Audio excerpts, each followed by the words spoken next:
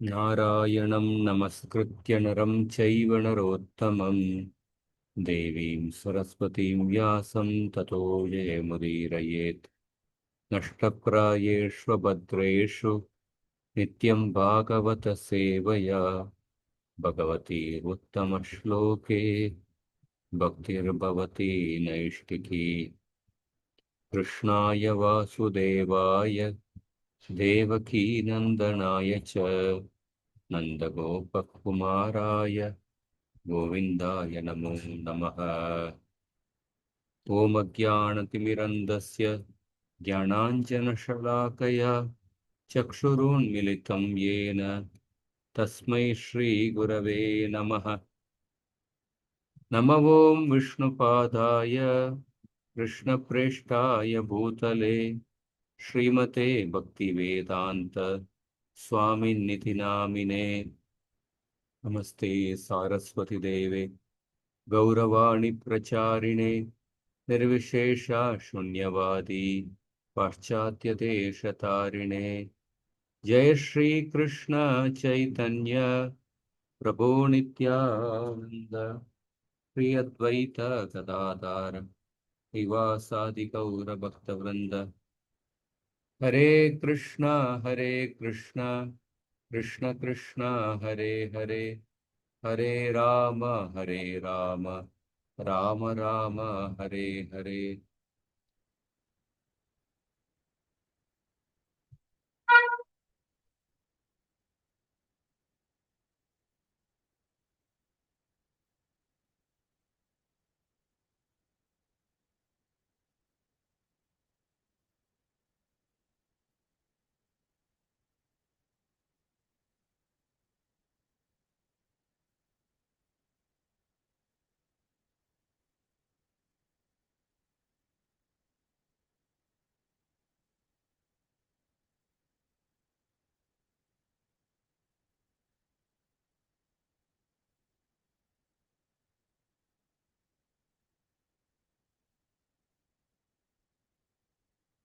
हरे कृष्ण। हरे कृष्ण। இந்த 32வது ஸ்லோகம் பார்த்தோம். பீஷ்மதருடைய முதல் பிரார்த்தனை 33 ஆரம்பிப்போம். त्रिभुवन कमणं तमालवर्णं त्रिभुवन कमलं समावरम् रविकर गौरावराम्बरं ददहाणे रविकर गौरवम् अग्रं ददात्मे वपुरलककुलावृतनाननाब्जम् पूर्णचतुरानाक्षम् विजयसखे रतिरस्तु मे नवद्या। विजयसखे रतिरस्तु मे नवत्या। ஸ்ரீ கிருஷ்ணர் அர்ஜுனனின் நெருங்கிய நண்பர் ஆவார். அவர் சமாத மரத்தின் நீல நிறத்தையிட்ட திவ்யமான உடலுடன் இவ்வுலகில் தோன்றியுள்ளார். மூன்று கிரக அமைப்புகளில் மேல் மத்திய கீழ் உள்ள அனைவரையும் அவரது உடல் கவர்ந்திருக்கிறது. பரபருக்கும் அவரது மஞ்சள் நிற ஆடையும் சந்தன கோபினால் வரையப்பட்ட சித்திரங்கள் கொண்ட அவரது தாமரை முகமும் என்னை கவர்ந்திருக்கும் பொருளாக அமைய வேண்டும். மேலும் கரும பலன்களில் நான் பட்டிராமல் இருப்பேனாக.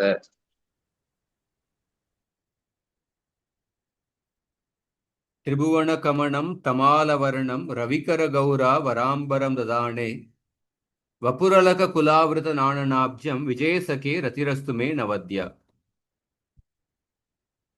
विजयसखे रतिर अस्तु मे अनवद्या। ரத்தினா அன்பு.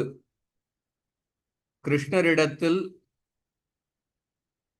கபடமில்லாத அன்பு வளர வேண்டும், அதுதான் என்னுடைய ஆசை அப்படின்னு சொல்ற. அனவத்யா ரதி, அனவத்யா ரத்தினா கபடம் இல்லாத, எந்தவித உள்நோக்கம் இல்லாமல் மற்ற ஆசைகள் இல்லாமல் நிஷ்கபட்டமான ரதி அன்பை அடைய வேண்டும் அப்படின்னு பிரார்த்திக்கின்றேன்கிறார். ஸோ கிருஷ்ணருடைய அழகை ரொம்ப துல்லியமாக வர்ணிக்கின்றார். விஜய சகே, அர்ஜுனனுடைய நண்பராக இருக்கின்ற கிருஷ்ணர், அவரிடத்தில் நான் தூய அன்பை வளர்த்து கொள்ள வேண்டும் அப்படின்னு ஆசைப்படுகின்றேன். பீஷ்ம தேவர் தன்னுடைய கடைசி காலத்துல அவர் அவர் ஆன்மீக லோகத்துக்கு போகணும் அப்படின்னு கூட பிரார்த்தனை செய்யல. அவர் என்ன பிரார்த்தனை செய்யறார்? கிருஷ்ணரிடத்தில் தூய அன்பு வளர வேண்டும், அதுதான் என்னுடைய ஆசை அப்படிங்கிறார். திரிபுவன கமனம், எப்படிப்பட்ட கிருஷ்ணர்? திரிபுவன கமனம், மூன்று உலகத்திலையும் மிக உயர்ந்த அழகை உடைய கிருஷ்ணர். அல்லது மூன்று உலகத்தில் உள்ள நபர்களும் கிருஷ்ணருடைய அழகான திருமுகத்தை, அழகான திவ்யமங்கல விக்கிரகத்தை தரிசனம் செய்ய விரும்புவார்கள். அப்படிப்பட்ட அழகை உடைய கிருஷ்ணர் திரிபுவன கமனம். தமால வருணம், தமால வருணம், அவருடைய சரீரத்தினுடைய நிறம் தமால மரத்தை போன்று உள்ளது. தமால வருணம். ரவிகர கௌரவராம்பரம், அவர் பீதாம்பர வஸ்திரத்தை உடுத்தியுள்ளார். அந்த அவருடைய வஸ்திரம், பீதாம்பர வஸ்திரம் எப்படி இருக்கின்றதுன்னா, சூரியனுடைய ஒளிக்கதிர்கள் போன்று பிரகாசமாக ஜொலித்து கொண்டு இருக்கின்றது. அவருடைய திருமேனி தமால மரத்தை போன்ற, இந்த கார்மேகம் தமால மரத்தை போன்ற நிறத்தை உடையது. ரவிகர கௌரவராம்பரம் தானே வபுர் அலக குலாவிருத்த நானனாப்ஜம். அவருடைய தாமரை முகம், ஆனன அப்ஜம், தாமரை முகம் வபுர் அலக குலாவிருத்த, அவருடைய தாமரை முகம் சுருண்ட கூந்தல்களாட சூழப்பட்டு உள்ளது. அவருடைய தாமரை முகத்தை சுற்றி சுருண்ட கூந்தல்கள் சூழ்ந்து உள்ளது. அப்படிப்பட்ட கிருஷ்ணர், அப்படிப்பட்ட அர்ஜுனுடைய நண்பனான கிருஷ்ணர் மேலத்தில் நான் என்னுடைய நிஷ்கபட்டமான கபடமற்ற அன்பை வளர்த்து கொள்ள விரும்புகின்றேன் அப்படின்னு சொல்றார். இங்க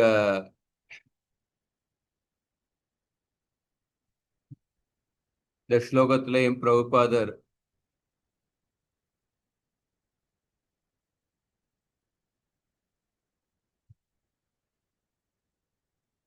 கிருஷ்ணர் இந்த உலகத்துல தன்னுடைய அந்தரங்க சக்தி மூலமாக அவதாரம் செய்கின்றார்.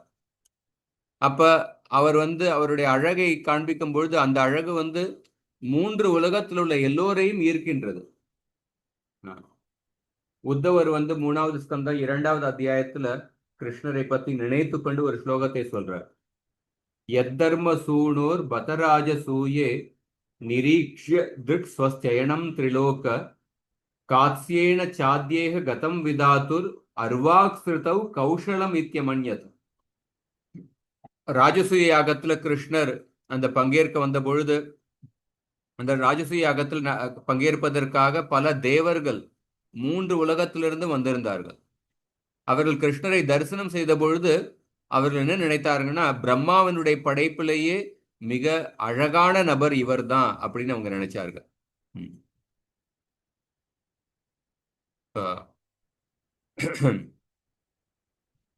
பீஷ்ம தேவர் கிருஷ்ணருடைய அழகை அவ்வளவு துல்லியமாக நினைக்கின்றார். குறிப்பாக அந்த குருக்ஷேத்திர யுத்தத்துல அவர் கிருஷ்ணரை எதிர்த்து கௌரவர் பட்சத்துல இருந்தார். அதனால கிருஷ்ணருடைய தரிசனத்தை அவர் துல்லியமாக காண முடிந்தது. நான் பாண்டவர்கள் பட்சத்துல இருக்கவங்களுக்கு கூட கிருஷ்ணருடைய தரிசனத்தை துல்லியமாக பார்க்க முடியல. ஆனா எதிர்பட்சத்துல இருக்கிறதுனால இவருக்கு கிருஷ்ணருடைய தரிசனத்தை துல்லியமாக பார்க்க முடிந்தது. ஒரு புஜாரி அபிஷேகம் செய்யறார். அந்த புஜாரி அர்ச்சகர் பகவானுக்கு அருகில் இருந்தாலும் அவரால் பகவானுடைய அழகை துல்லியமாக பார்க்க முடியறதில்ல. ஆனா அந்த அபிஷேகத்தை யார் தரிசனம் பண்றாங்களோ அவர்கள் ஒரு விதத்துல பார்த்தோம்னா அதிக பாக்கியம் செய்தவர்கள், அவர்களால பகவானுடைய தரிசனத்தை துல்லியமாக பார்க்க முடியாது. அந்த அபிஷேக தேன் பால் அதெல்லாம் பகவான் மேல பட்டு கீழே ஓடும்பொழுது அந்த காட்சி அவர்களால் துல்லியமாக பார்க்க முடிகின்றது. அந்த மாதிரி பீஷ்ம தேவர் வந்து கிருஷ்ணருடைய அழகை வந்து அவ்வளவு துல்லியமாக வர்ணிக்கின்றார். இங்க விஜய சகே அப்படின்னு அழைப்பதன் மூலமாக கிருஷ்ணர் வந்து அர்ஜுனனையும் புகழ்ந்து பேசுறார். ஏன்னா அர்ஜுனர் வந்து கிருஷ்ணரே நண்பராக பெற்றிருந்தார். அந்த விதத்துல பார்க்கும்போது தன்னை எதிர்த்து சண்டை போட்ட அர்ஜுனனையும் புகழ்ந்து பேசுறார். ஸோ அர்ஜுனர் பட்சத்துல கிருஷ்ணர் எப்பொழுதும் இருந்ததுனால அர்ஜுனர் எப்பொழுதும் வெற்றியை அடைந்தார். எத்திர யோகேஸ்வர கிருஷ்ண எத்திர பார்த்த தனுர்தரக தத்ர ஸ்ரீர் விஜயோபூத்திர் துருவாநீதிர் மதிர்மம.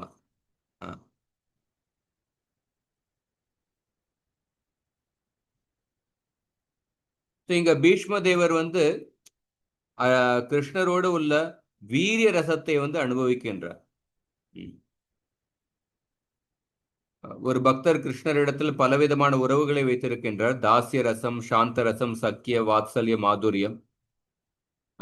இங்க கிருஷ்ணர் வந்து பீஷ்ம தேவர் கிருஷ்ணரிடத்தில் தாசிய ரசத்தில் இருக்கின்றார். அந்த தாசிய ரசத்தில் இருந்து கொண்டே கிருஷ்ணரை எதிர்த்து சண்டை போட்டு வீரிய ரசத்தை அனுபவிக்கின்றார். சில சமயம் பிரபுபாதர் எழுதுறார், சில பக்குவமற்ற நபர்கள் வந்து நேரடியாக கிருஷ்ணருக்கும் கோபியர்களுக்கும் இடையே நடந்த அந்த மாதுரிய ரசத்தில் உள்ள லீலைகளையே கேட்பதற்காக நேரடியாக 10வது ஸ்கந்தத்துக்கு போறாங்க. ஆனா அப்படி ஒருத்தர் நேரடியாக அந்த ஸ்கந்தத்துக்கு போகக்கூடாது, படிப்படியாக போக வேண்டும் அப்படின்னு இந்த கருத்தை எழுதுறார். அடுத்த ஸ்லோகம், யுதி துரகரஜோ விதூம்ர விஸ்வக்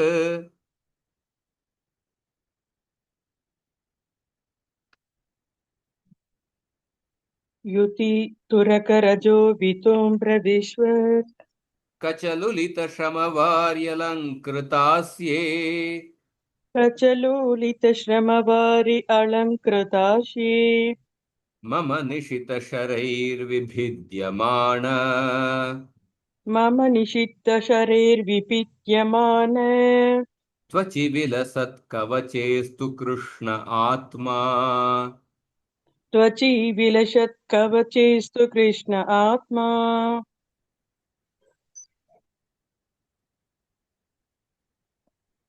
ஸ்நேகத்தினால் அர்ஜுனனுக்கு ஸ்ரீகிருஷ்ணர் ஏவல் புரிந்த இடமான போர்க்களத்தில் குதிரைகளின் குளம்புகளால் எழுப்பப்பட்ட தூசுகளினால் பகவான் ஸ்ரீகிருஷ்ணரின் அலைப்பாயும் கேசம் சாம்பல் நிறமாக மாறியது. மேலும் அவரது பணியினால் விளைந்த வியர்வை முத்துக்கள் அவரது முகத்தை நனைத்தன. எனது கூரிய அம்புகள் தைத்த காயங்களால் அதிகரிக்கப்பட்ட இவ்வெல்லா அலங்காரங்களையும் அவர் அனுபவித்தார்.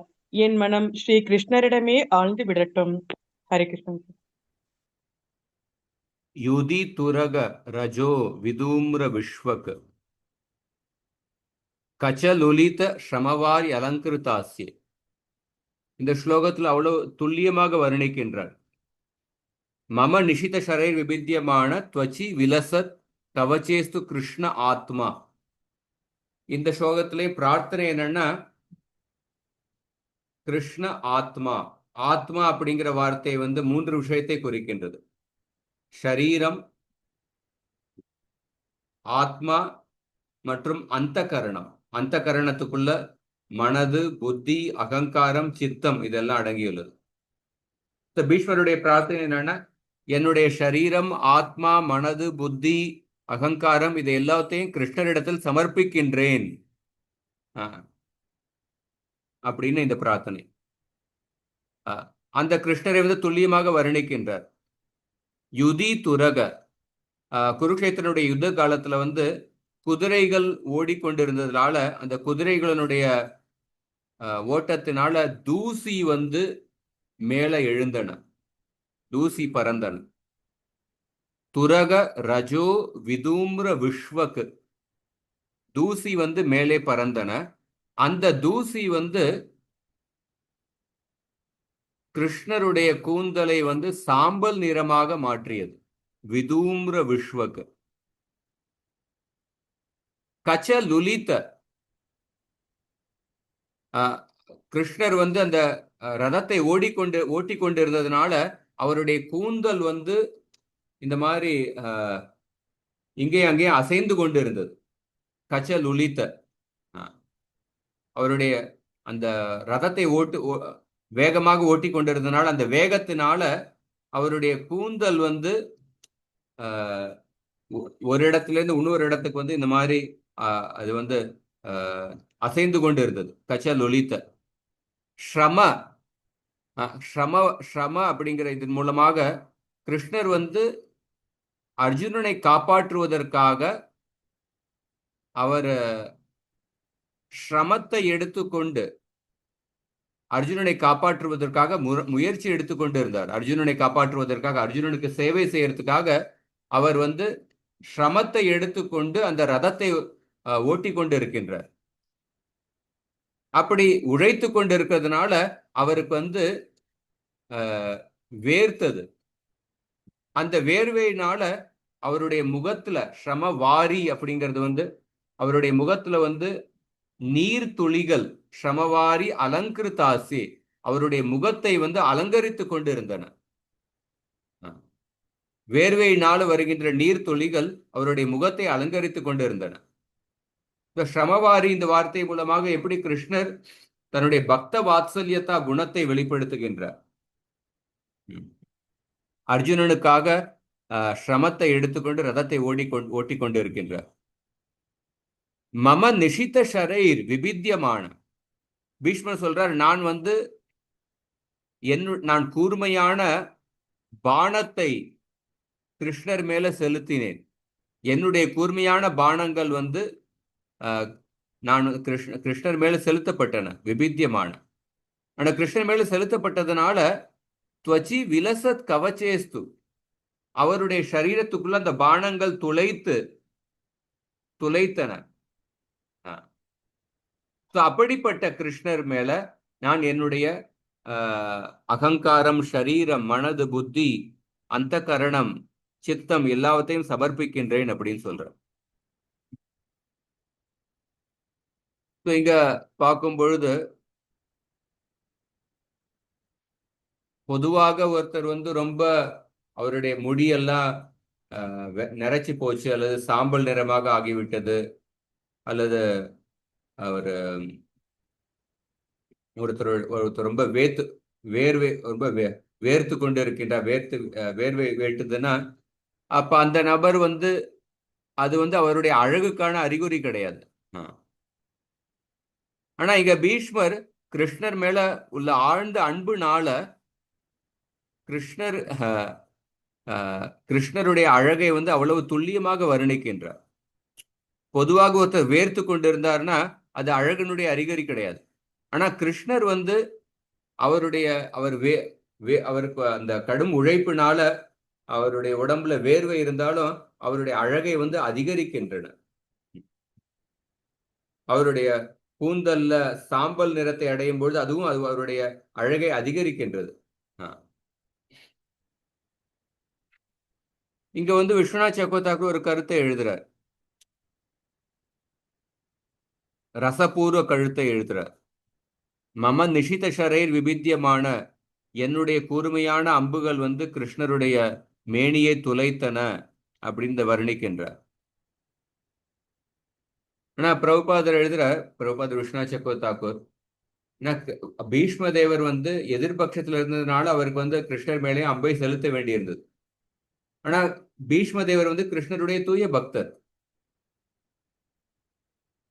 அவர் அந்த பக்தி மனப்பான்மையுடன் அன்பை செலுத்தினதுனால அந்த அம்பை வந்து கிருஷ்ணர் எப்படி ஒரு பக்தர் பக்தியுடன் ஒரு பூவை அர்ப்பணிக்கின்றாரோ அந்த பூவை எப்படி கிருஷ்ணர் ஏற்றுக்கொள்வாரோ அதே மாதிரி இந்த அம்புகளையும் ஏற்றுக்கொண்டார் அப்படின்னு சொல்றார். அப்ப கிருஷ்ணர் பாவகிராகி ஜனார்தனர்.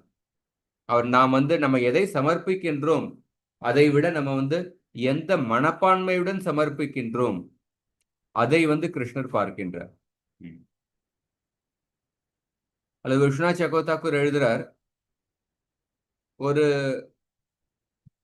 காதலி மற்றும் காதலன் அல்லது கணவன் மனைவி அவர்கள் ஏகாந்த வாசத்தில் இருக்கும் பொழுது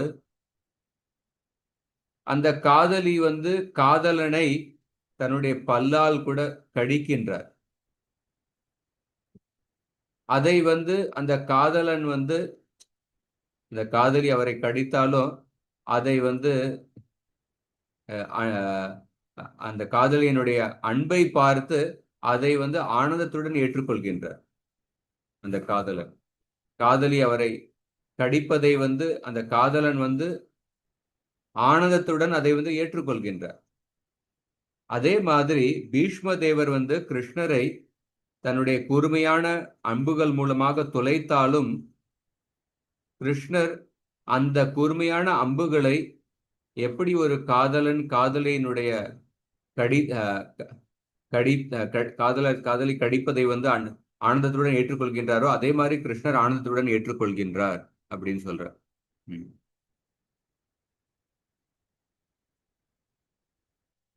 இன்னொரு கருத்து பிரபுபாதர் என்ன எழுதுறாருன்னா, இங்க பீஷ்மருடைய அம்புகள் கிருஷ்ணரை துளைத்தன, கிருஷ்ணருடைய சரீரத்தை துளைத்தன அப்படின்னு பார்த்து விட்டு ஒருத்தர் நினைக்கலாம், அப்ப கிருஷ்ணருடைய சரீரம் நம்மளுடைய சரீரம் மாதிரி பஞ்ச மகாபூதத்தினால் ஆக்கப்பட்டதா அப்படின்னு ஒரு சந்தேகம் எழலாம். நம்மளுடைய சரீரத்துக்கும் நம்மளுடைய ஆத்மாவுக்கும் வித்தியாசம் உள்ளது. நம்மளுடைய சரீரம் பஞ்ச மகாபூதங்களால் ஆக்கப்பட்டுள்ளது, ஆத்மா ஆன்மீகமயமானது. ஆனா கிருஷ்ணருடைய சரீரம் அது பஞ்ச மகாபூதத்தினால் ஆக்கப்பட்டுள்ளது கிடையாது, அதுவே ஆன்மீகமயமானது. கீதையில சொல்லப்பட்டிருக்கு, நைனம் சிந்தந்தி சஸ்திராணி நைனம் தகதி பாவகः நச்சைனம் கிளேதயந்தியாபோ ந சோஷயதி மாருதः அச்சேத்யோயம் அதாஹ்யோயம் அக்லேத்யோ சொஷ்ய ஏவச்ச நித்திய சர்வகதஸ்தானுர் அச்சலோயம் சனாதனக. 2வது அத்தியாயத்துல கிருஷ்ணர் சொல்ற, ஒரு ஆத்மாவை எப்படிப்பட்ட ஆயுதங்களாலும் ஆத்மாவை அழிக்க முடியாது அப்படின்னு சொல்லப்பட்டிருக்கு. அப்ப கிருஷ்ணருடைய திருமணி ஆத்மா, அது ஆன்மீகமயமானது. அதை எந்தவித அம்புகளாலும் அந்த கிருஷ்ணருடைய திருமணியை காயப்படுத்த முடியாது. ஆனா கிருஷ்ணர் அந்த லீலைகளை செய்து கொண்டு இருக்கிறதுனால அவருடைய சரீரமும் காயமானது அப்படி மாறி தோன்றுகின்றது. பகவான் மேல நம்பிக்கை இல்லாதவர்கள் அவங்க நினைக்கிறாங்க, ஓ கிருஷ்ணருடைய சரீரமும் நம்மளுடைய சரீரம் மாதிரி தான், அவரும் காயமடைந்து விட்டார் அப்படின்னு அவங்க நினைக்கிறாங்க. அப்படிப்பட்ட பக்தர்கள் இல்லாதவர்களை மயக்கத்தில் ஆழ்த்துவதற்காகவும் கிருஷ்ணர் அப்படிப்பட்ட லீலைகளை செய்கின்றார். அப்படிப்பட்ட பக்தர்கள் அல்லாதவர்கள் கிருஷ்ணர் ராமரை ஒரு சாதாரண மனிதன் அப்படின்னு நினைக்கின்றார்கள். பீஷ்ம தேவர் இங்க கிருஷ்ணர் எப்படி அர்ஜுனன் மேல உயர்ந்த கருணையை காண்பித்தார் அதையோ ஞாபகம் வைத்து வர்ணிக்கின்றார். ஸ்ரமவாரி அலங்கிருத்தாசிய, அர்ஜுனருக்காக கிருஷ்ணர் அவ்வளவு உழைத்து, அவரை காப்பாற்றுவதற்காக உழைத்து வேர்வை வேர்க்க உழைத்து கொண்டிருந்தார். அர்ஜுனனை தனியாக விடாமல் அர்ஜுனர் கூடயே அந்த யுத்த களத்துல இருந்தார். இங்க கிருஷ்ணருடைய பக்த வாத்சல்யத்தா அதையும் பீஷ்மர் வர்ணிக்கின்றார். அடுத்த ஸ்லோகம், சபதி சகிவச்சோ நிஷம்ய மத்யே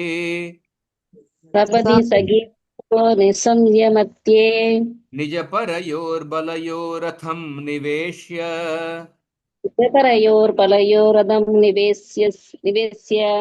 ஸ்திதவதி பரசைனிகாயுரக்ஷ்ணா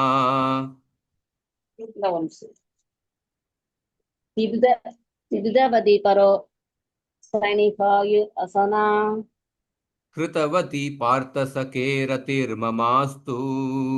உதவதி பார்த்த சகேரதோ மமாஸ்து. மொழிபெயர்ப்பு பொருள் எழுதினார். பகவான் ஸ்ரீ கிருஷ்ணர் அவரது நண்பனின் உத்தரவை ஏற்று அர்ஜுனனுடைய சேனைக்கும் துரியோதனின் சேனைக்கும் மத்தியில் தேரை ஓட்டினார். அங்கிருந்த சமயத்தில் தனது கருணைமிக்க பார்வையால் எதிரிலுள்ள படைப்பிரிவினரின் ஆயுளை குறைத்து விட்டார். எதிரியின் மீது பார்வையை செலுத்திய இதை அவர் சாதித்து விட்டார். அந்த கிருஷ்ணரின் மீது எனது மனம் நிலைக்கட்டும். கடைசி நீங்க வந்து பீஷ்மதேவர் நினைக்கிறார் சபதி சகிவச்சோ நிஷம்ய மத்தியே. சகிவச்சோ தன்னுடைய நண்பர்களுடைய கட்டளையை ஏற்று. அர்ஜுனன் என்ன கட்டளை கொடுத்தார்? பகவத்கீதை 1வது அத்தியாயம் 21லேருந்து 25. சேனையோர் உபயோர் மத்தியே ரதம் ஸ்தாபய மேச்சுத யாவதேதான் நிரீக்ஷேகம் யோத்து காமான் அவஸ்திதம் தைர்மயா சகயோத்தவ்யம் அஸ்மின் ரணசமுத்தியமே. இந்த ரதத்தை வந்து 2 சேனைகளுக்கு மத்தியில் நீங்கள் எடுத்து செல்லுங்கள். இந்த யுத்தத்தில் யாரெல்லாம் சண்டை போட வந்திருக்கின்றார்கள் அதை நான் பார்க்க விரும்புகின்றேன் அப்படின்னு அர்ஜுனர் சொன்னார். அந்த அர்ஜுனருடைய கட்டளையை ஏற்று, அந்த அர்ஜுனருடைய கட்டளையை கேட்டு நிஜ பரையோர் பலையோர் ரதம் நிவேஷ்ய.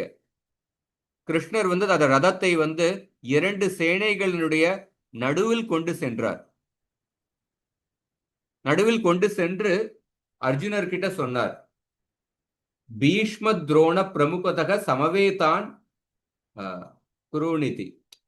இங்கதான் பீஷ்மர் இருக்கின்றார், இங்க துரோணர் இருக்கின்றார், இங்க கர்ணர் இருக்கின்றார், இந்த மாதிரி பல வீரர்கள் உங்களை எடுத்து சண்டை போட வந்திருக்கின்றார்கள் அப்படின்னு அர்ஜுனர் கிட்ட சுட்டி காட்டினார். அப்ப கிருஷ்ணர் வந்து அந்த எதிர்பட்சத்துல உள்ள வீரர்களை பார்த்து அர்ஜுனர் கிட்ட சொன்னார், இங்க பாருங்க பீஷ்மர், இங்க துரோணர், இந்த மாதிரி பல வீரர்களை சுட்டி காட்டினார். அப்ப அந்த கிருஷ்ணர் அவர்கள் மேல தன்னுடைய பார்வையை செலுத்துவதன் மூலமாகவே அவர்களுடைய ஆயுட்காலத்தை குறைத்து விட்டார். ஸ்திதவதி பரசைனிகாயு ரக்ஷ்ணா. அக்ஷ்ணா தன்னுடைய பார்வை மூலமாக பரசைனிக ஆயுகு கிருதவதி, எதிர்பட்சத்தில் உள்ள வீரர்களுடைய ஆயுட்காலத்தை வந்து குறைத்து விட்டார். அந்த கிருஷ்ணர், அந்த அர்ஜுனுடைய நண்பனான அந்த கிருஷ்ணர் மேல நான் என்னுடைய அன்பை பெற விரும்புகின்றேன். பார்த்த சகே ரதிர் மமாஸ்து அப்படின்னு சொல்றார். இங்க பார்க்கும் பொழுது கிருஷ்ணர் வந்து அர்ஜுனருக்கு மட்டும் தன்னுடைய கருணை காண்பிக்கல, அர்ஜுனரை எதிர்த்து சண்டை போட வந்த அவர்கள் மேலேயும் தன்னுடைய கருணை காண்பித்தார். எதிர்பட்சத்துல யாரெல்லாம் கிருஷ்ணரை எதிர்த்து சண்டை போட்டாங்களோ அவர்களும் அர்ஜுனருடைய அம்புனால துளைக்கப்பட்டு கிருஷ்ணருடைய தரிசனத்தை பெற்று அவர்களும் முக்தியை அடைந்தார்கள் அப்படின்னு சொல்லப்பட்டிருக்கு. இதையும் உத்தவர் வந்து 3வது ஸ்கந்தத்திலையும் சொல்றார். இதே அத்தியாயத்திலையும் இந்த பீஷ்மருடைய பிரார்த்தனைகளையும் 4-5 ஸ்லோகம் கழிச்சு இதுவும் வருது. பீஷ்மருடைய பிரார்த்தனையில சொல்றார், உத்தவர் சொல்றார், ததைவ சாண்யே நரலோக வீர ய ஆகவே கிருஷ்ண முகாரவிந்தம் நேத்ரை பிபந்தோ நயனாபிராமம் பார்த்தாஸ்திர பூதா பதமாபுரஸ்ய.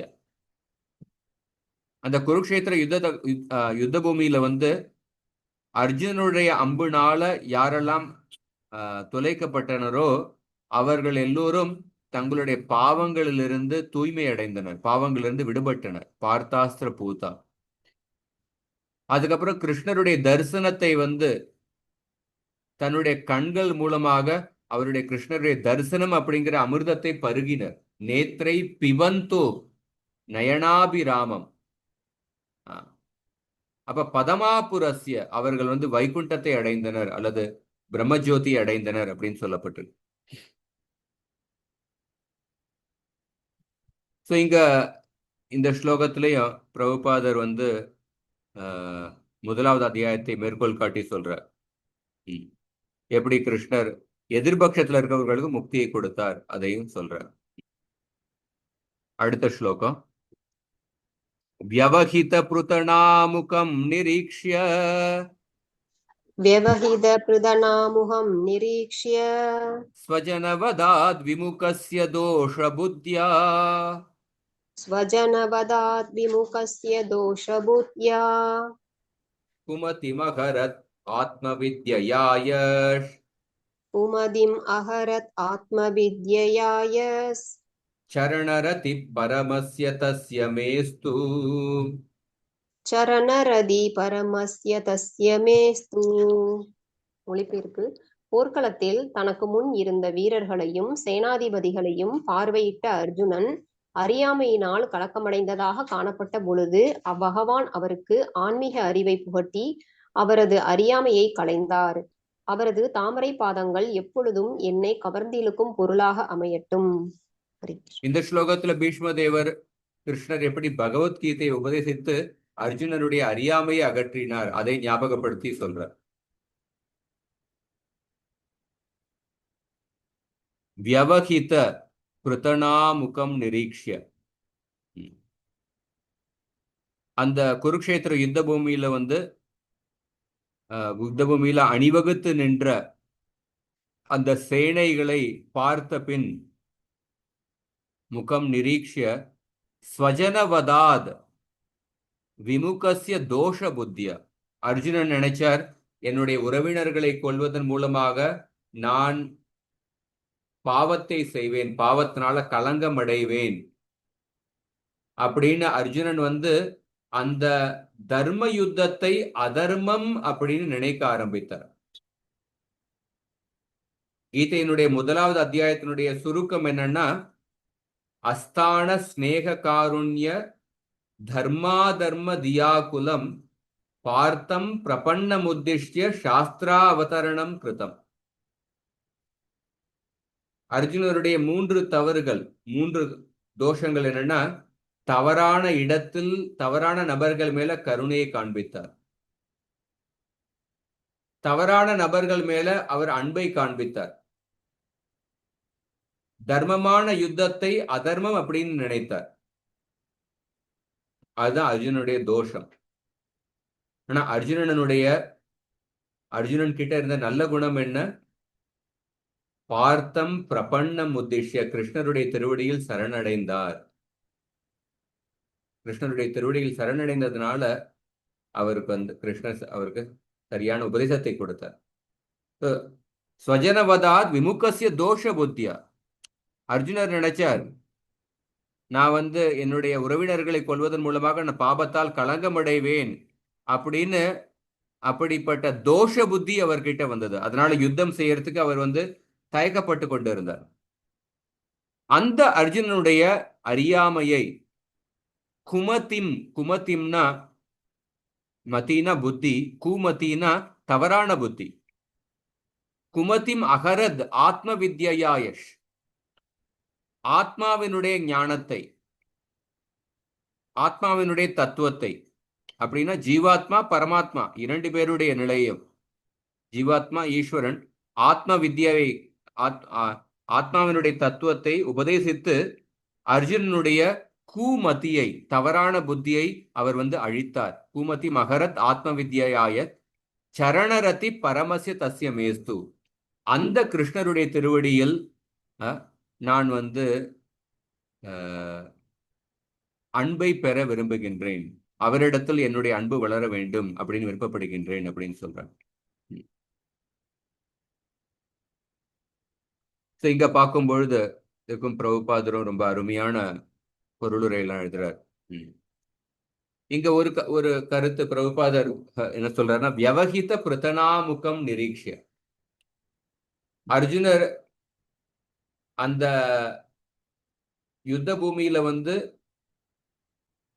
எப்படி உயர்ந்த வீரர்கள் சண்டை போடுவதற்காக வந்திருக்கின்றார்கள், தன்னுடைய உறவினர்கள் எல்லோரும் துரியோதனன், துஷாசனன், பீஷ்மர், துரோணர் எல்லோரும் சண்டை போட வந்திருக்கின்றார்கள், அதை பார்த்தார். அப்ப இதுல இருந்து என்ன தெரியுதுன்னா, பண்டைய காலத்துல யுத்தம் நடக்கும் பொழுது அந்த யுத்தத்தினுடைய தலைவர்கள் வந்து நேர் முன்னாடி இருந்து அந்த சேனையை வந்து வழிநடத்தி செல்வார்கள். அவங்க பின்னாடி உட்கார்ந்து இருக்க மாட்டாங்க. அந்த யுத்தத்தினுடைய முன்னாடி இருந்து அந்த சேனையை வழிநடத்தி செல்வார்கள். இப்ப இந்த காலகட்டத்துல எப்படி இருக்குன்னா, ராணுவத்துல ஆரம்பத்துல ஒருத்தர் சப்போஸ் ராணுவத்துல சேர்றாருன்னு வச்சுங்களேன், ஆரம்பத்துல அவருக்கு பயிற்சி கொடுத்து எல்லையில போடுவாங்க, பல இடத்துல இது பண்ணி போவாங்க. ஆனா அவர் ப்ரமோஷன் ஆகி மேல் பதவி வர வர அவர் வந்து அந்த நபர் வந்து அந்த யுத்தம் வரும்பொழுது நேரா முன்னாடி இருந்து சண்டை போட வேண்டிய அவசியம் இருக்காது. வெளியில இருந்து அவங்க வந்து பிளான் பண்ணி அந்த மாதிரி நீங்க இது பண்ணுங்க, நீங்க இது பண்ணுங்க அப்படின்னு அந்த மாதிரி தான் இப்ப இருக்கிற ராணுவ சேனை. இது தலைவர்கள் வந்து இல்ல டெமோக்ராட்டிக் இதுல அப்படிதான் இருக்கு. அதே இப்ப பிரபுபாத சொல்றாரு. இப்ப இருக்கிற இது வந்து சப்போஸ் ஒரு ராணுவ அமைச்சர்னா அவர் வந்து சண்டை போடுறதுக்கு போக மாட்டார். அல்லது ராணுவ தளபதி, விமானப்படை தளபதி, அவர்கள் வந்து நேரடியா இருந்து சண்டை போடுறதுக்கு போக மாட்டாங்க. அவங்க வந்து திட்டம் போடுவாங்க, பிளான் போடுவாங்க. இது மாதிரி திட்டம் போட்டு நீங்க இது பண்ணுங்க, அது பண்ணுங்க, அந்த மாதிரி அதை கண்காணிப்பாங்க. ஆனா முன்னாடி காலத்துல யுத்தத்துல வந்து இந்த ராணுவத்தினுடைய தளபதிகள், அந்த தலைவர்கள் வந்து முன்னாடி இருந்து அந்த சேனையை வழிநடத்தி செல்வார்கள். இந்த ஒரு இதை பிரபுபாதர் வந்து சுட்டி காட்டுறார். வியவகித பிரதனாமுகம் நிரீட்சிய. இன்னொரு கருத்து என்னன்னா, முன்னாடி காலத்துல சண்டை நடக்கும் பொழுது அந்த யுத்தம் வந்து பொதுமக்களை பாதிக்காது.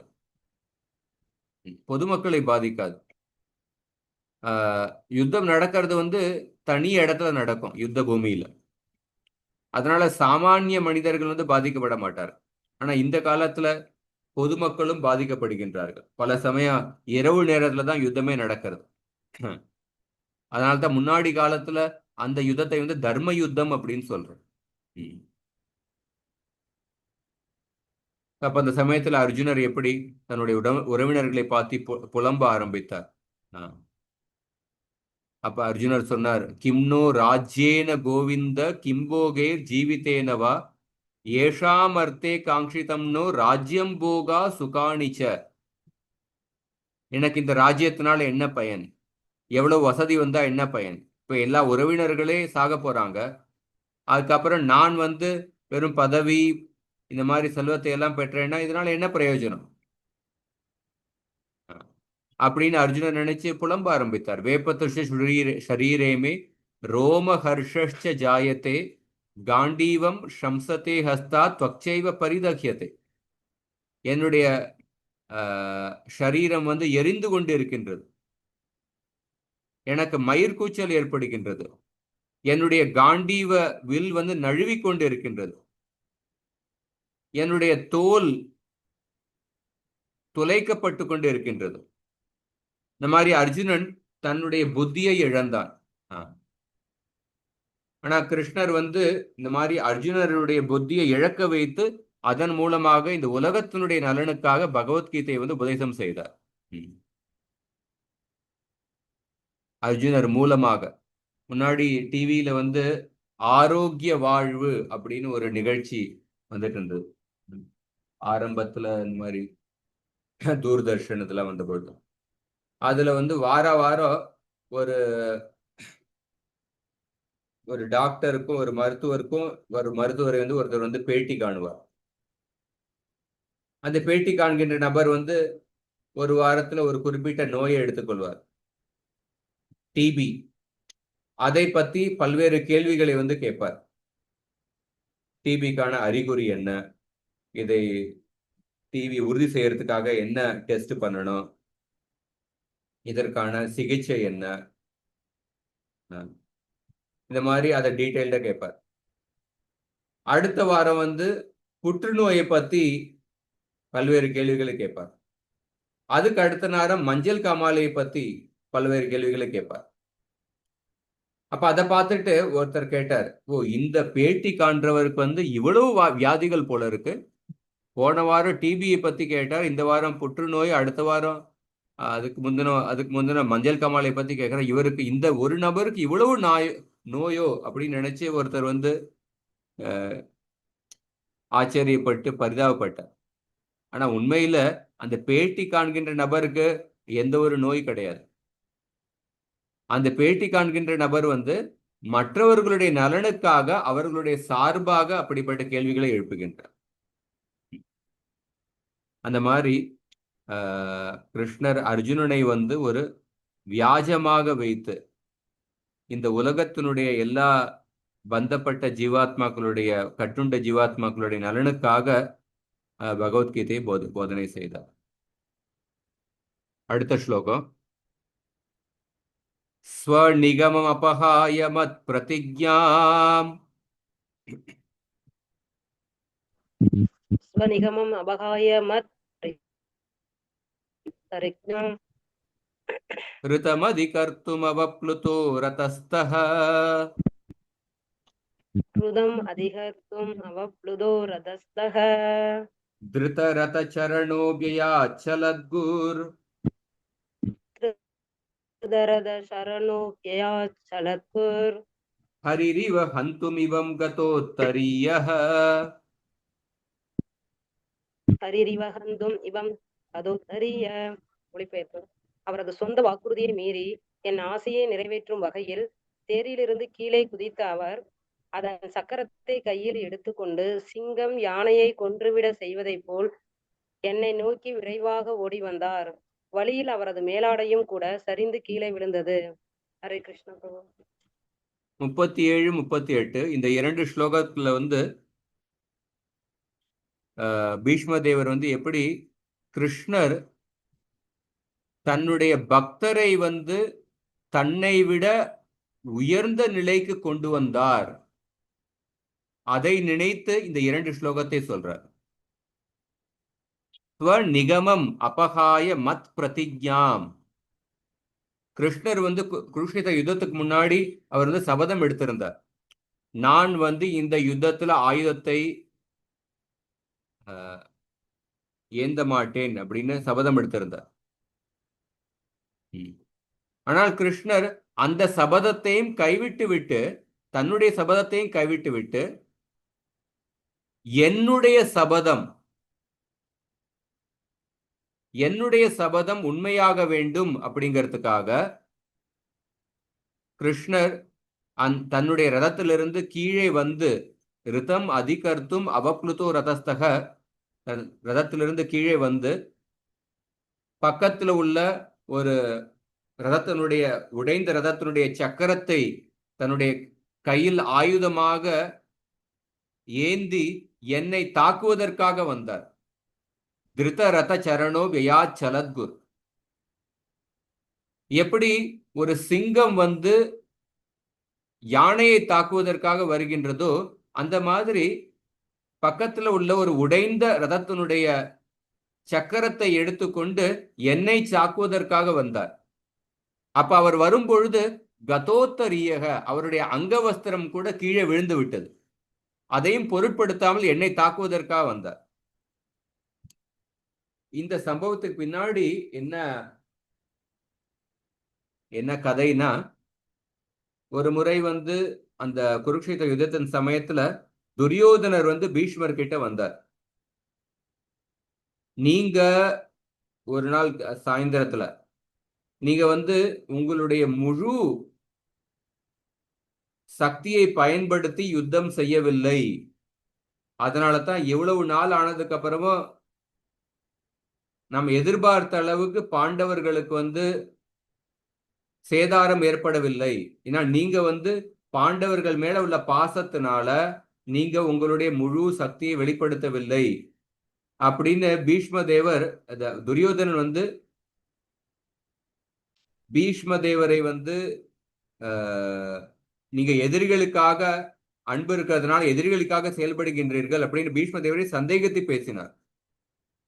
அப்ப பீஷ்ம தேவர் வந்து கோபமடைந்தார். கோபமடைந்து அவர் சொன்னார், நாளைக்கு இந்த 5 பாணங்கள் மூலமாக நான் பாண்டவர்களை அழித்து விடுவேன் அப்படின்னு சொன்னார்.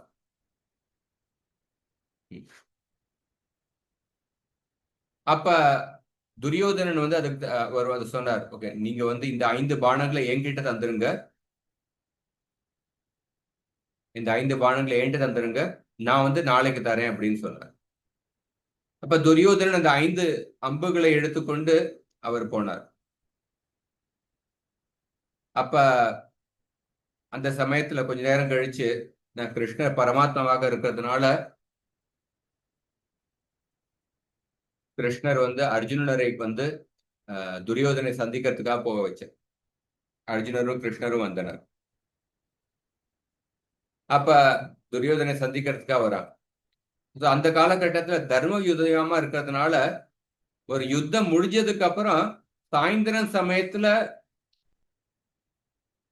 எதிர்பக்கத்துல இருக்கவங்க கூட அவங்க எதிரிகளை சந்திக்கிறதுக்காக போகலாம். அது அவங்க பயப்பட மாட்டாங்க. இப்போ நான் இப்ப சாயந்தரம் போறேன், இந்த சமயத்துல என்னை தாக்கி விடுவார்களே அப்படின்னு அவங்க வந்து பயப்பட மாட்டாங்க. ஏன்னா அவங்க வந்து சில விதிமுறைகளை கடைபிடித்து கொண்டு யுத்தம் செய்வார்கள். பல சமயம் வந்து எதிரிகள் கூட மற்றவங்களை சந்திப்பதற்காக மற்றவங்களுடைய கூடாரத்துக்கு வருவார்கள். அப்ப வரும்பொழுது கூட அந்த எதிரிகள் வந்து அவர்களுக்கு தகுந்த உபசரிப்பு கொடுத்து அவங்களை வரவேற்பார்கள். அப்படிப்பட்ட கலாச்சாரம் இருந்தது. அர்ஜுனன் வந்த பொழுது துரியோதனன் கேட்டார். துரியோதனுடைய அதிதியாக வந்ததுனால அவர்கிட்ட கேட்டார், உங்களுக்கு என்ன வேணும் அப்படின்னு அந்த கலாச்சாரத்தை பின்பற்றி கேட்டார்.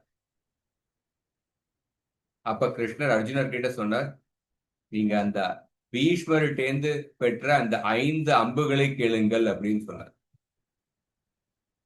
அப்ப அர்ஜுனன் கேட்டார், அந்த பீஷ்மர்கிட்டேந்து இப்ப எடுத்த 5 அம்புகளை கொடுங்கள் அப்படின்னு அவர் கேட்டார். அப்ப துரியோதனனுக்கு வந்து அந்த கலாச்சாரத்தை கடைபிடிக்க வேண்டியது அந்த அம்புகளை கொடுத்து விட்டார். அதுக்கப்புறம் இது பீஷ்மருக்கு தெரிய வந்தது. பீஷ்மருக்கு தெரிய வந்த பொழுது பீஷ்மர் சொன்னார், இதுக்கெல்லாம் காரணம் வந்து அந்த கிருஷ்ணர் தான். அந்த கிருஷ்ணர் தான் திட்டம் போட்டு இந்த அம்புகளை வந்து உங்ககிட்ட இருந்து கேட்க சொல்லியிருக்கார். அதனால நாளைக்கு வந்து நான் அவ்வளவு தீவிரமாக சண்டை போட போறேன். நாளைக்கு வந்து கிருஷ்ணரையே தான் எடுத்த சபதத்தை கைவிட வைக்கிற மாதிரி நான் சண்டை போட போகின்றேன், இது என்னுடைய சபதம் அப்படின்னு சொன்னார். கிருஷ்ணரை வந்து தன்னுடைய பக்தரை காப்பாற்றுவதற்காக அவரை வந்து ஆயுதம் ஏந்த வைப்பேன் அப்படின்னு சபதம் எடுக்கின்றேன் அப்படின்னு சொன்னார். அப்ப அடுத்த நாள் வந்து பீஷ்மர் அவ்வளவு தீவிரமாக சண்டை போட்டார், அவ்வளவு ஆக்ரோஷத்துடன் சண்டை போட்டார். அப்ப ஒரு சமயத்துல அர்ஜுனன் வந்து உயிர் போடுற சமையற மாதிரி அப்படிப்பட்ட சண்டை தீவிரமாக நடந்தது. அர்ஜுனன் ரொம்ப காயப்படுத்தப்பட்டார். அப்ப அர்ஜுனுடைய ரதம் கூட அர்ஜுனன் வந்து அவ்வளவு காயப்படுத்தப்பட்டார். அப்ப கிருஷ்ணர் வந்து அர்ஜுனனை காப்பாற்றுவதற்காக ரதத்திலிருந்து கீழே இறங்கி பக்கத்துல உள்ள ஒரு சக்கரத்தை எடுத்துக்கொண்டு அந்த பீஷ்மரை தாக்குவதற்காக போகின்றார். பீஷ்மர் இதைதான் எதிர்பார்த்து கொண்டு இருந்தார். இந்த தரிசனத்தை பெறுவதற்காகத்தான் அர்ஜுனனை காப்பாற்றுவதற்காக கிருஷ்ணர் வந்து கிருஷ்ணரை ஆயுதத்தை ஏந்த வைப்பேன் அப்படின்னு சபதம் எடுத்திருந்தார். இந்த காட்சியை பார்ப்பதற்காகத்தான் அவ்வளவு தீவிரமாக சண்டை போட்டார். அதனாலதான் கிருஷ்ணருடைய ஒரு பேர் ரதாங்க பாணி அப்படின்னு சொல்றோம். முதலாவது ஸ்கந்தத்தினுடைய 3வது அத்தியாயத்திலேயே ஒரு ஸ்லோகம் வருது. என்ன ஸ்லோகம்னா, சவேத தாத்து பதவீம் பரஸ்ய துரந்த வீரியஸ்ய ரதாங்க பாணேஹே யோ மாயையா சந்ததயானுவிருத்யா பஜேத தத்பாத சரோஜகந்தம் சவேத தாத்து பதவீம் பரஸ்ய துரந்த வீரியஸ்ய ரதாங்க பாணேகே. அளவற்ற சக்தியை உடைய ரதத்தை கையில ஏந்தியுள்ள அந்த பகவான் கிருஷ்ணர், அவரிடத்தில் யார் கபடம் இல்லாமல் இடைவெளி இல்லாமல் யார் தூய பக்தியில் ஈடுபடுகின்றார்களோ அவர்களால தான் பகவானை உண்மையாக அறிய முடியும் அப்படின்னு சொல்லப்பட்டோம். அதனால இங்க அந்த கிருஷ்ணர் வந்து அப்ப பீஷ்மரை தாக்குவதற்காக அந்த சக்கரத்தை ஏந்தி கொண்டு பீஷ்மரை தாக்குவதற்காக போகின்றார். அப்ப அந்த சமயத்துல அர்ஜுனர் வந்து கிருஷ்ணருடைய பாதத்தை பிடித்து கொண்டு அவர் வந்து கெஞ்சுகின்றார், நீங்கள் இதை செய்யாதீர்கள், ஏன்னா நீங்கள் வந்து ஆயுதத்தை ஏந்த மாட்டேன் அப்படி நீங்கள் சபதம் எடுத்து இருக்கின்றீர்கள். அதனால நீங்க வந்து நான் வந்து தைரியமாக துணிச்சலோடு சண்டை போடுறேன். அர்ஜுனனுக்கும் பீஷ்மரை எதிர்த்து முழு துணிச்சலோடு சண்டை போடுறதுக்கான ஒரு தயக்கம் இருந்தது. நான் எப்படி என்னுடைய பாட்டனாரை எதிர்த்து சண்டை போட முடியும் அப்படின்னு ஒரு தயக்கம் இருந்தது. அப்ப அர்ஜுனன் வந்து கிருஷ்ணருடைய பாதத்தை பிடித்து கொண்டு சொன்னார், நீங்கள் வந்து இது செய்யாதீர்கள், நான் வந்து முழு துணிச்சலோட சண்டை போடுறேன், நான் பீஷ்மரை பார்த்துக்கிறேன், நீங்க இந்த ரதத்தை சக்கரத்தை விட்டுடுங்க, வெளியில போட்டுருங்க அப்படின்னு சொல்றார். அப்ப அர்ஜுனர் வந்து கிருஷ்ணருடைய சபதத்தை காப்பாற்றுவதற்காக கெஞ்சுகின்றார்.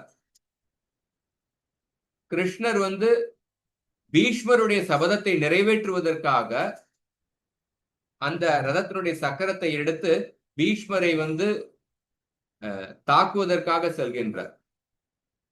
அப்ப பீஷ்மர் வந்து அந்த காட்சியை பார்த்து ரொம்ப அந்த ஈர்க்கப்பட்டு ஆச்சரியப்பட்டு அவர் வந்து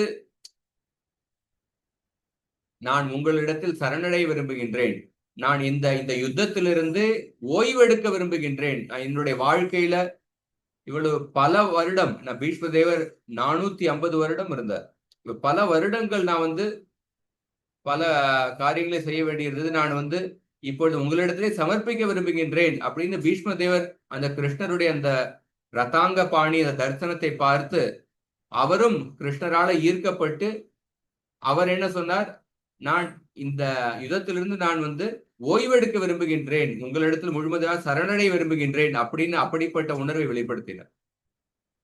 அர்ஜுனர் வந்து கிருஷ்ணருடைய காலை கெஞ்சி பிடித்து சொல்றார், நீங்க வந்து கவலைப்படாதீங்கள், நான் வந்து துணிச்சலோடு சண்டை போட்டு நான் பீஷ்மரை பார்த்துக்கின்றேன், ஆனா நீங்க இந்த ரதத்தினுடைய சக்கரத்தை கீழே போட்டுருங்க அப்படின்னு அர்ஜுனர் கெஞ்சுகின்றார். இந்த மாதிரி கிருஷ்ணர் வந்து பீஷ்மர் மற்றும் அர்ஜுனர் 2 பேரையும் தன் மேல ஈர்த்தார், தன் மேல கவர்ந்தார். கிருஷ்ணர் அந்த லீலை மூலமாக அர்ஜுனரை வந்து உற்சாகத்துடன் சண்டை போடுவதற்கான அந்த உற்சாகத்தை கொடுத்தார். பீஷ்மரிடத்தில் சண்டையிலிருந்து ஓய்வெடுக்கிறதுக்கான அப்படிப்பட்ட உற்சாகத்தை கொடுத்தார். 2 பேரையும் கவர்ந்தார். இங்க அப்ப கிருஷ்ணருடைய அங்கவஸ்திரம் கூட கீழே விழுந்தது, அதையும் பொருட்படுத்தாமல் பீஷ்மரை தாக்குவதற்காக சென்றார்.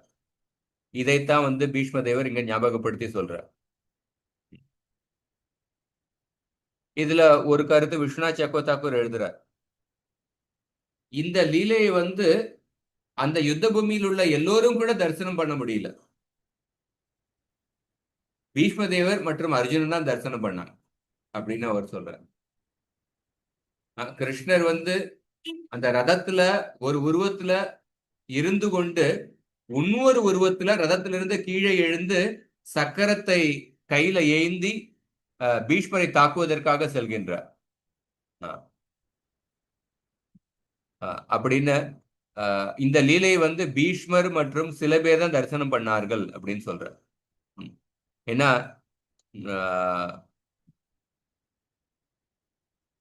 இது கொஞ்சம் ரகசியமான லீலை அப்படின்னு அது ஒரு காரணம். இங்க எப்படி கிருஷ்ணர் வந்து தன்னுடைய சபதத்தை கூட அவர் பொருட்படுத்தவில்லை. ஆனா பக்தருடைய சபதத்தை காப்பாற்ற வேண்டும் அப்படின்னு, பக்தருடைய வார்த்தைகள் பொய்யாக கூடாது, அதுல கிருஷ்ணருக்கு இன்னும் அதிக கவனம். அதனாலதான் அச்சுத அப்படிங்கிற வார்த்தைக்கு ஒரு அர்த்தம் என்னன்னா, பகவத்கீதையில 18வது அத்தியாயத்துல வருகின்றது. நஷ்டமோகோ ஸ்மிருதிர் லப்த்வா त्वत्प्रसादात् மயாச்சுத ஸ்திதோஸ்மி கத சந்தேக கரிஷ்யே வச்சனம் தவ. அர்ஜுனர் சொல்றார், என்னுடைய மோகம் அழிந்து விட்டது, என்னுடைய சந்தேகம் எல்லாம் அழிந்து விட்டது அப்படின்னு சொல்றார். நான் இப்பொழுது உங்களுடைய ஆணைப்படி நீங்க என்ன நினைக்கின்றீர்களோ அதை செய்கின்றேன் அப்படின்னு சொல்ற. அந்த ஸ்லோகத்துல அச்சுத்த அப்படிங்கிற வார்த்தையை பயன்படுத்துகின்றார். அந்த அச்சுத்த அப்படிங்கிற வார்த்தைக்கு என்ன அர்த்தம்னா, யார் ஒருத்தர் தன்னுடைய பக்தர்களுடைய வார்த்தைகளை நிறைவேற்றுவதில் ஒருபோதும் தவறமாட்டாரோ அவர்தான் அச்சுத அப்படின்னு. இங்க கிருஷ்ணர் தன்னுடைய சபதத்தையும் கைவிட்டு விட்டு தன்னுடைய பக்தரான பீஷ்மருடைய சபதத்தை நிறைவேற்றுவதற்காக ஆயுதத்தை ஏந்தினார்.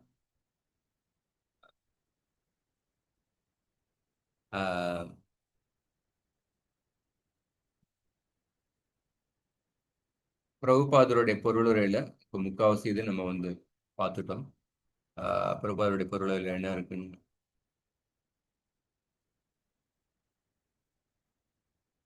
பிரபுபாதர் இந்த கதையை இந்த பொருளுரையில எழுதுறார். இந்த துரியோதனன் அந்த 5 அம்புகள் இந்த கதையை எழுதுறார்.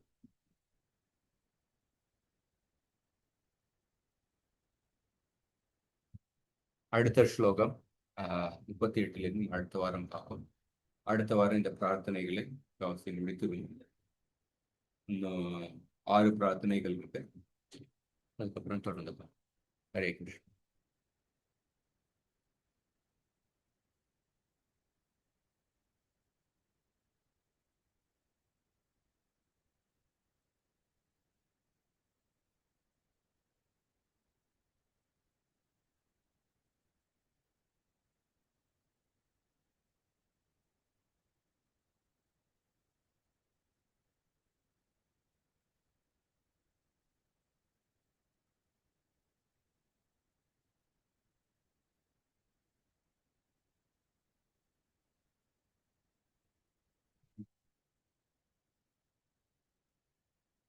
இதோட முடித்துக் கொள்ளும். ग्रंथराज श्रीमद् भागवतम की जय, श्रील प्रभुपाद की जय, गौर भक्तवृंद की जय, गौर कृष्ण।